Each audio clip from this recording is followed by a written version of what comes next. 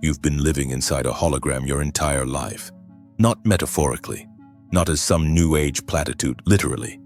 And here's what nobody talks about. Ancient shamans knew this.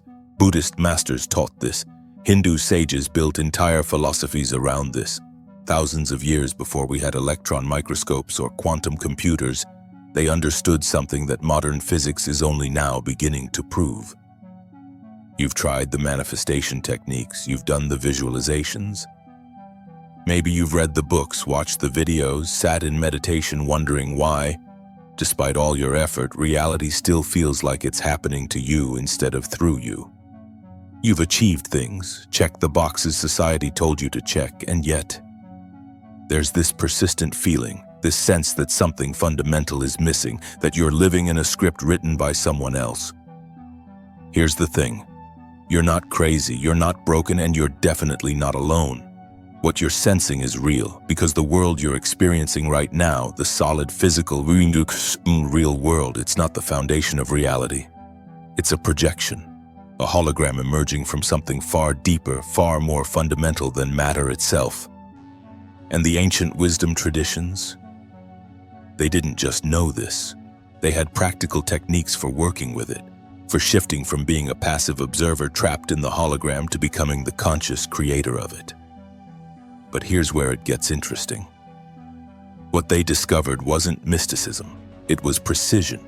It was a technology of consciousness that quantum physicists like David Bohm and Carl Pribram would later validate with mathematics and laboratory experiments. Stay with me on this, because by the end of this video, you're going to understand why you felt stuck, why reality seems to resist your efforts, and exactly how to shift from victim to creator. But first, we need to understand what they meant by hologram. Ready to go deeper? Let me tell you about a moment that changed everything for me. I was sitting in a library reading about quantum physics, specifically David Bohm's work on the holographic universe, and simultaneously, I had a translation of the Upanishads open next to me. And what I saw, it stopped me cold. Here's what Bohm, a protege of Einstein, a quantum physicist with impeccable credentials, was saying. Reality has two orders: the implicate order, an invisible enfolded dimension where everything exists as pure potential, and the explicate order, the unfolded manifest world of objects and separation that we experience with our senses. Now, here's what stunned me. The Upanishads, written over 2,500 years ago, describe reality as having two levels: Brahman, the ultimate, unchanging, unified field of consciousness, and Maya, the world of illusion, of temporary forms that seem separate but are actually projections of that deeper unity. Different words, same concept. Exactly. And this wasn't coincidence. Because when I started digging deeper, I found the same teaching in Tibetan Buddhism, in shamanic traditions from Australia to the Americas, in Hermetic philosophy, in Taoism. Here's what no one tells you: these weren't competing belief systems.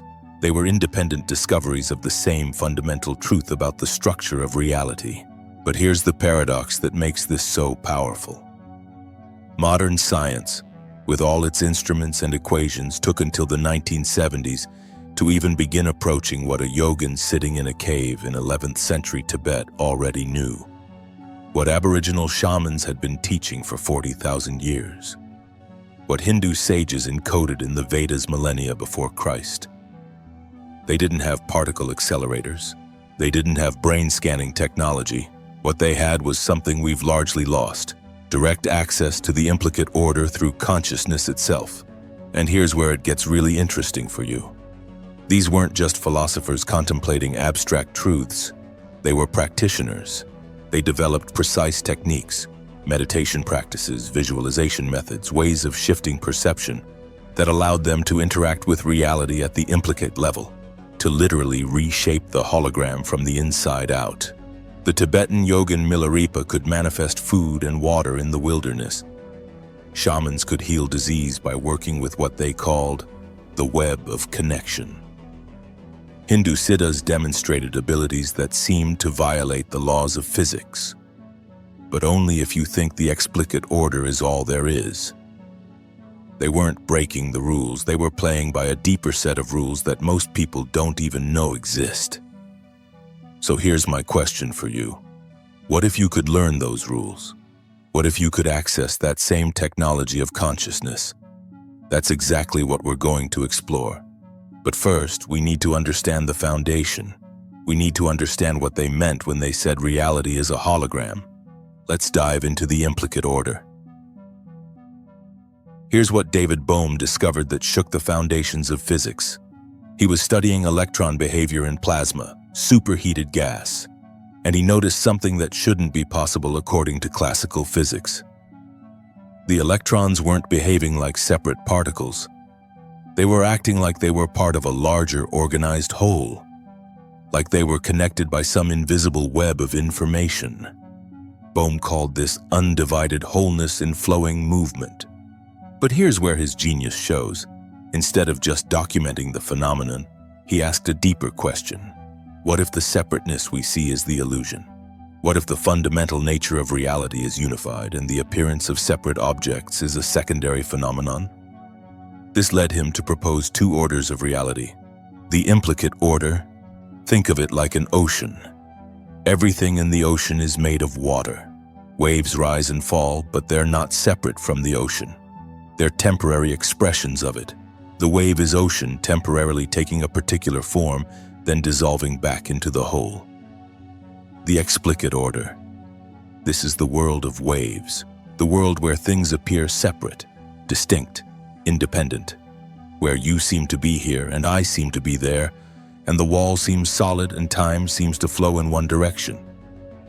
But here's the kicker. Bohm proved mathematically that the explicate order is what he called second-generation reality.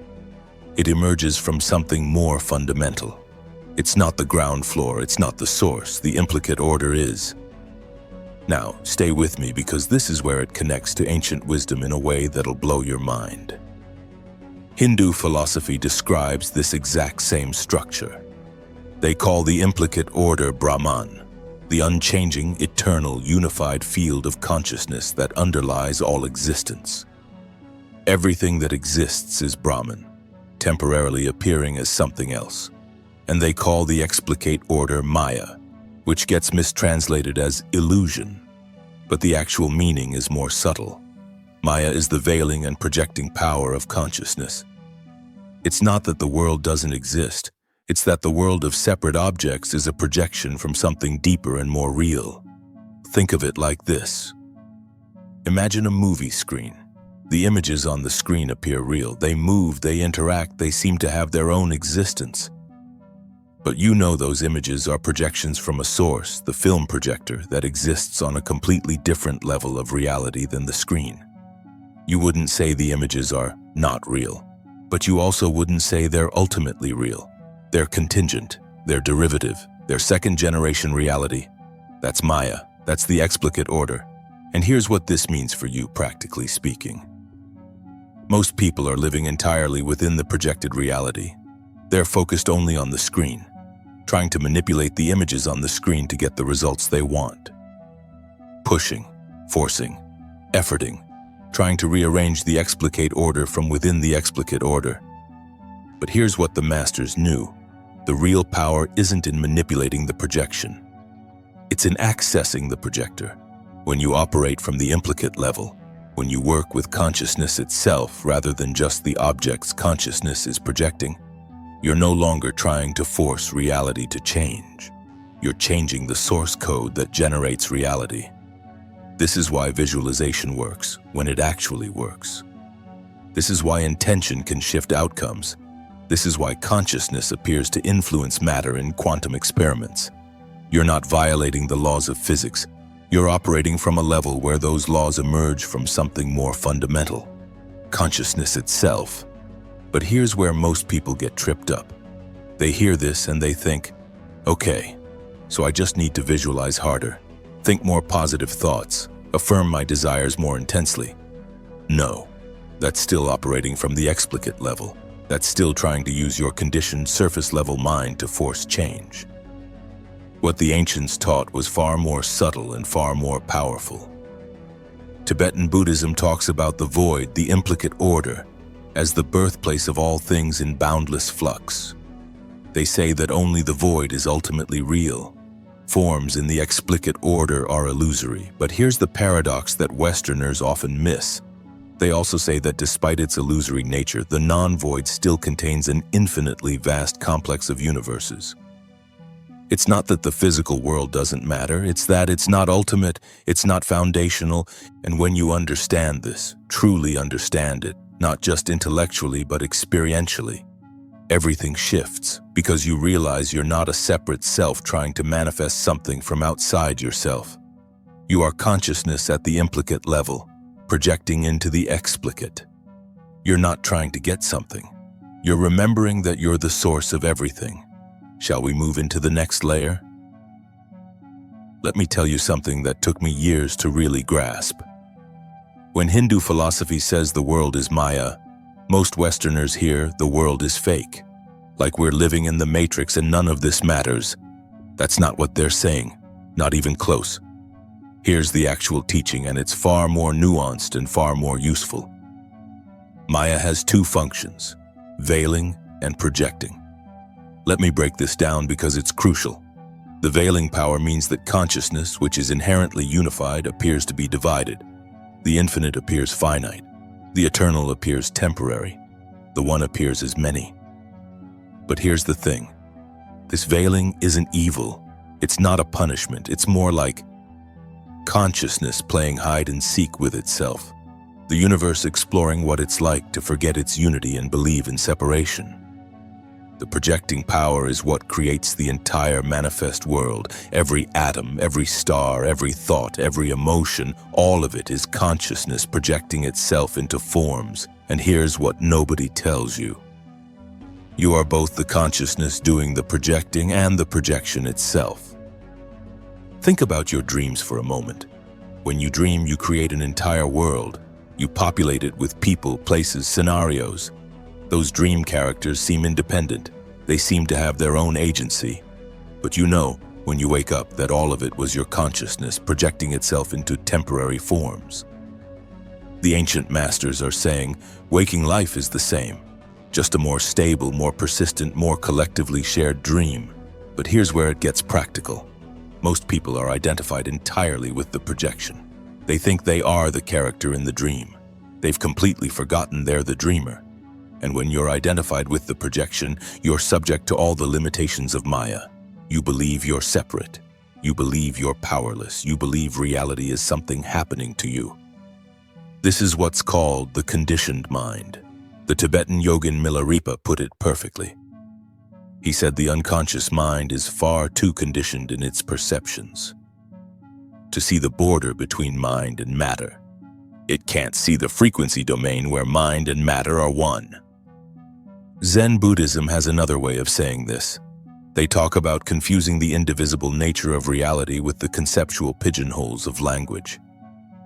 We use words to divide reality into categories.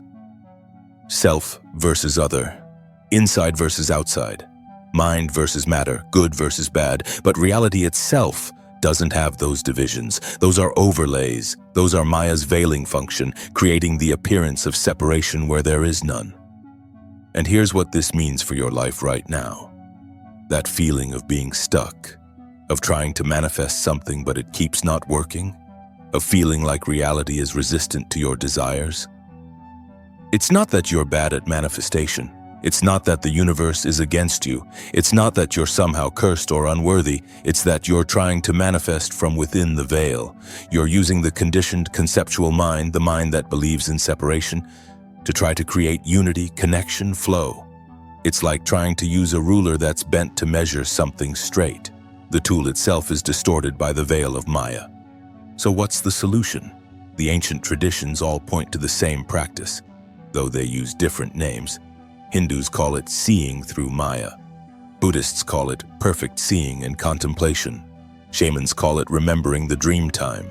But they're all describing the same shift, moving your identity from the projection back to the projector, from the wave back to the ocean, from the character in the dream back to the dreamer. And here's what's revolutionary about this. You don't need to go anywhere. You don't need to become something you're not. You don't need to acquire some special power or knowledge from outside yourself. Because here's the secret that's hidden in plain sight. You are already the projector.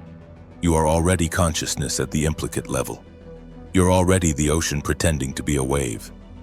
The work isn't to become enlightened. The work is to remember what you've always been. Now you might be thinking, okay, but how? How do I actually do this? How do I see through the veil?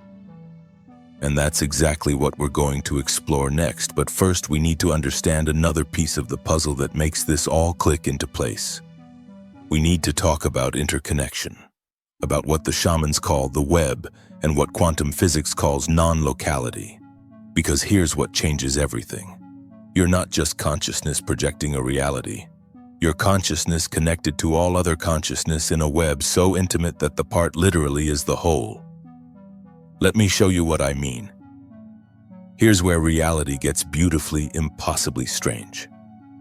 There's a metaphor in Hindu and Buddhist philosophy called Indra's net. Imagine an infinite web stretching in all directions. At every intersection of this web, there's a multifaceted jewel, and each jewel reflects all the other jewels in the net.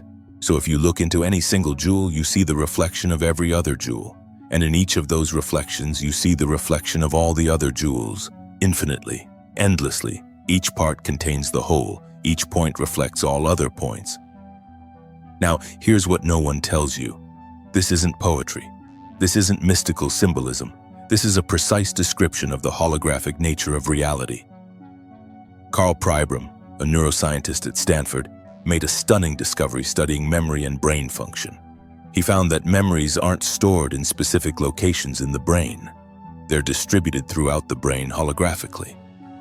You can remove large portions of a brain and memories don't disappear. They just become less clear, less detailed, because each part of the brain contains information about the whole, just like each jewel in Indra's net. David Bohm took this further. He proposed that the entire universe operates holographically.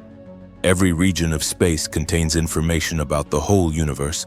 The part is literally the whole, enfolded into a smaller space. And shamans, without any knowledge of neuroscience or quantum physics, knew this thousands of years ago. Black Elk, the Lakota holy man, had a vision. In this vision, he was taken to Harney Peak in the Black Hills, and he was told that this peak was the center of the world. But here's what he said later. But anywhere is the center of the world. Anywhere is the center. Let that sink in for a moment. The ancient Greek philosopher Empedocles said the same thing. God is a circle whose center is everywhere and whose circumference is nowhere. The Hermetic tradition taught, as above, so below. The macrocosm is reflected in the microcosm. What's true at the largest scale is true at the smallest scale. The Hindu Visvasara Tantra states it even more directly. What is here is elsewhere. What is not here is nowhere. Different cultures, different eras, same insight. And here's what this means for you. Practically, powerfully, immediately. You are not a tiny, separate fragment of consciousness, disconnected from the whole, trying desperately to manipulate a reality that's external to you. You are the center of the web. From your perspective, from your point of consciousness, the entire universe unfolds. Every thread in the web connects to you, touches you, interpenetrates you. This is why shamans could see themselves at the center of the web and from that position influence healing across distance, affect weather, communicate with animals and plants. They weren't violating natural law. They were operating from a deeper understanding of natural law, the law of interconnection, the law that says the part is the whole. This is why synchronicity happens. Why you think of someone and they call. Why you need something and it appears. Why your internal state shifts and suddenly external circumstances shift to match. Not because you're manifesting from separation, but because you are the web. When you shift, the entire web shifts because you're not separate from it. But here's where most people get tripped up. And this is crucial. They hear this teaching and their conditioned mind tries to possess it, to own it, to use it for personal gain. Great! So I'm the center of the universe. That means I can get whatever I want. No, that's still operating from separation. That's still the ego, the false sense of isolated self, trying to manipulate reality. Here's what the masters understood that changes everything. When you truly see yourself at the center of the web, you also see that everyone else is at the center of the web. Every point is the center. Every consciousness is the whole. This isn't about inflation of the ego. It's about dissolution of the ego into the recognition of radical unity. The Aboriginal peoples of Australia teach that true consciousness doesn't reside in the body. It exists in what they call the dream time, the transcendent reality that underlies and permeates the physical world. They say that underlying all visible forms there exists a vital essence from which they emerge, and that vital essence is shared, universal. 1. When you connect with that vital essence, when you drop below the level of conceptual thought, below the conditioned mind into direct experience of the implicate order, something remarkable happens. You stop trying to manifest from need, from lack, from the belief that you're separate from what you desire. Instead, you recognize that you and the thing you desire are both waves in the same ocean, both projections from the same source, and in that recognition, the separation dissolves, the resistance dissolves. The manifestation happens not because you forced it, but because you remembered the unity that was always there. Are you starting to see how radically different this is from conventional manifestation teaching? Let's go even deeper. Now we get to the part that explains why you've been stuck. Why, despite knowing all this spiritual wisdom, despite understanding the concepts, reality still feels like it's resisting you. Here's the uncomfortable truth.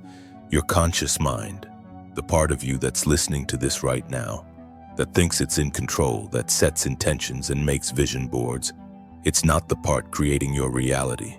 The unconscious mind is. The conditioned patterns buried so deep you don't even see them operating. The beliefs you absorbed before you could speak, the traumas encoded in your nervous system, the cultural programming running on autopilot. Milarepa, the great Tibetan yogin, said it directly. The unconscious mind is far too conditioned in its perceptions to see the border between mind and matter. Let me explain what he meant and why it matters. Reality at the implicate level, at the quantum level, at the frequency domain, doesn't have a hard border between mind and matter. They're interpenetrating. They're aspects of the same unified field. But your conditioned unconscious mind doesn't see this. It sees separation everywhere. It sees you as here and the world as there. It sees mind as internal and matter as external. And here's the kicker.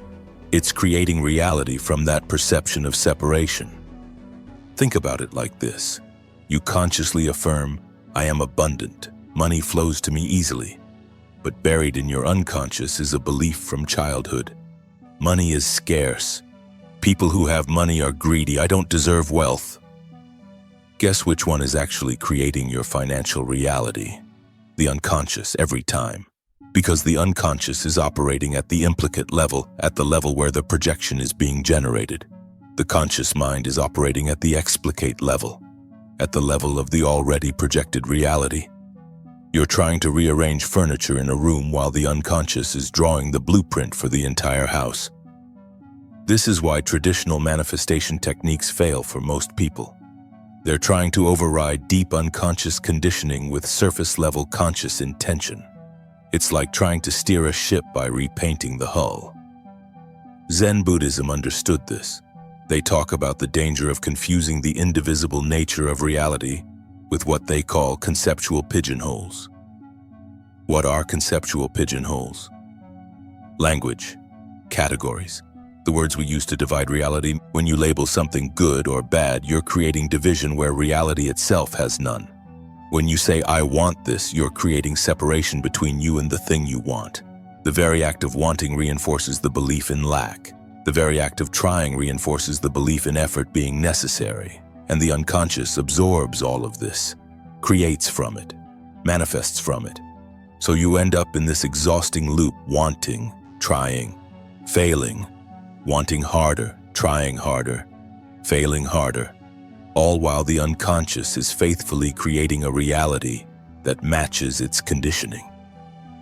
Now, here's what nobody talks about, and this is where it gets both uncomfortable and liberating. It's not your fault. You didn't consciously choose most of your conditioning. You absorbed it. From parents, from culture, from trauma, from the collective unconscious of humanity. The Lakota medicine man Lame Deer put it beautifully and heartbreakingly. He said that modern human beings have forgotten the secret knowledge of their bodies, their senses, their dreams. They don't use their brains, and they have forgotten the secret knowledge the Spirit has put into every one of them. They are not aware of this, and so they stumble along blindly on the road to nowhere, a paved highway which they themselves bulldoze and make smooth so that they can get faster to the big empty hole which they'll find at the end, waiting to swallow them up. That's the conditioned mind, bulldozing a highway to nowhere, convinced it's making progress. But here's the radical shift that changes everything. The moment you see the conditioning, it begins to lose its power. The moment you recognize the unconscious patterns running the show, they start to dissolve. This is what the Hindus call seeing through Maya. This is what Buddhists call perfect seeing and contemplation.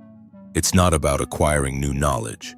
It's about seeing directly, without the filter of concepts, without the veil of language, into the nature of your own mind. And when you see it, when you really see how the conditioned unconscious has been creating your reality, something stunning happens. You stop fighting with reality. You stop trying to force change. You stop white-knuckling your way through manifestation techniques. Instead, you start healing, deconditioning, returning to the natural state of consciousness that existed before all the programming. The Aboriginal peoples call this returning to the dream time. The Hindus call it recognizing Brahman. The Buddhists call it awakening to your Buddha nature. But they're all describing the same thing, remembering what you were before you forgot, returning to the source, coming home to the implicate order. And from that place, everything shifts, not because you're forcing it, but because the source code generating your reality has changed. So here's my question for you, and I want you to really sit with this. What patterns are running in your unconscious right now? What beliefs about yourself, about reality, about what's possible? What beliefs are so deep you don't even see them as beliefs anymore? You just see them as the way things are. Because those beliefs, those are the projector creating your hologram. And if you want to change the hologram, you need to change the projector. Let's talk about how. Okay, let's bring this all together, because if you've stayed with me this far, you're ready for the complete picture. Here's what we know now. Reality has two orders: the implicate, the unified field of consciousness from which everything emerges. The explicate, the projected world of separate forms. You are not a separate self living in the explicate order, trying to manifest things from outside yourself. You are consciousness at the implicate level, projecting into the explicate, the ocean pretending to be a wave. The world of forms, everything you see, touch, experience is Maya. Not fake, not meaningless, but not ultimate, not foundational. It's the hologram, not the source, and this hologram operates on the principle of radical interconnection. You are the center of the web, but so is everyone else. Every point contains the whole. The part is the whole. This is why changing your consciousness changes your reality, not through some magical thinking, but because consciousness is the source of reality. When you shift the implicate, the explicate re-shifts to match. But, and this is the crucial piece, most of your manifestation isn't happening from your conscious mind. It's happening from your unconscious. From patterns so deep and so automatic that you don't even see them running. You're like someone trying to drive a car while someone else has control of the steering wheel. The conscious mind thinks it's in charge. The unconscious mind is actually creating the reality. So here's the ultimate question, the one all the wisdom traditions point to. How do you access the implicate level directly? How do you shift from being trapped in unconscious conditioning to being a conscious creator? The answer is simpler than you think, and more profound. You stop trying. I know that sounds paradoxical, but stay with me. Every effort, every striving, every attempt to force reality to be different than it is, all of that is coming from the conditioned mind, The mind that believes in separation, the mind that thinks you're here and what you want is there. The Tao Te Ching says it perfectly. The master does nothing, yet leaves nothing undone. This isn't passivity. This isn't giving up. This is surrendering the illusion of the separate self trying to control reality, and instead aligning with the flow of the implicate order itself. The shamans understood this. They didn't try to force healing. They aligned with the web of connection and allowed the healing to flow through them. The yogins understood this. They didn't strain to achieve enlightenment. They relaxed into the recognition of what was always already true. The mystics of every tradition understood this. They called it surrender, alignment, flow, wu-wei, letting go and letting God. But here's what they all knew that changes everything. This isn't about becoming passive. It's about becoming responsive instead of reactive, moving from the center instead of from fear, creating from wholeness instead of from lack. And when you do this, when you really do this, the manifestation isn't something you force, it's something that unfolds. Naturally, elegantly, precisely, because you're not trying to manipulate the hologram anymore. You're remembering that you are the hologram. You're remembering that you're the dreamer, not just the dream. And from that place, everything becomes possible. Are you ready for the final piece? So let me tell you what you are. Really tell you. Not as a concept, as a truth. You are not a biological accident stumbling through a meaningless universe, hoping to get lucky, praying that maybe, if you try hard enough, think positive enough, visualize clearly enough, you might get a few crumbs of the reality you desire. That story, that's the veil, that's Maya's ultimate trick, making consciousness forget itself and believe it's a separate, powerless fragment. Here's what you actually are. You are consciousness itself, having a temporary human experience. You are the implicate order, projecting into the explicate. You are the ocean playing at being a wave. You are the dreamer, dreaming the dream. And from your point of awareness, from your center of consciousness, the entire universe unfolds, not because you're special, but because every point is the center, every consciousness is the whole. The ancient wisdom traditions knew this. Quantum physics is proving this. And somewhere deep inside you, beneath the conditioning, beneath the concepts, beneath the fear, you've always known this too. That feeling you've had your entire life, that sense that there's something more, something deeper, something you've forgotten. That's not a longing for something you need to acquire.